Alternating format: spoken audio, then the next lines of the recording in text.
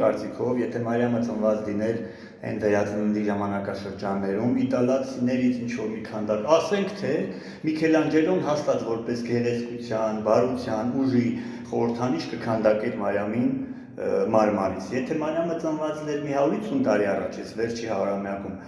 հաստատ Օգյուստ Ռոդենը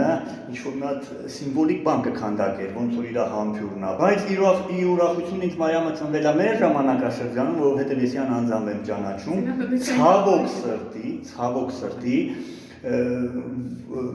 սպորտի ԿԳՄՍ նախարարության կողմից ոչ թե աչքաթողարված, ոչ թե անտեսված, չէ, այլ ավելի շատ ուշադրության կարիք ունի Մարիամը եւ իր նման սպորտսմենուհիները, հայուհիները, ովքեր աշխարհում ոչ միայն իրենց անձնականն են առաջ տալի, այլ նաև հայկականը, հատկապես որ Մարիամը հենց հաղթել է, ասենք, Թուրքին։ Մարիամին հաջողություններ եմ ցանկանում, իսկ Շիրակի մարզի իմ ընկերներին, ովքեր մեծ գումարներ են ներդնում բիզնեսի, սպորտի մեջ,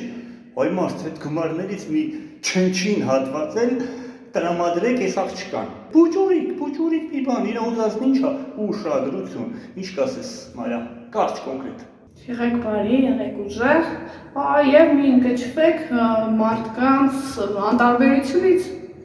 եւ դրա համար պայքարեք։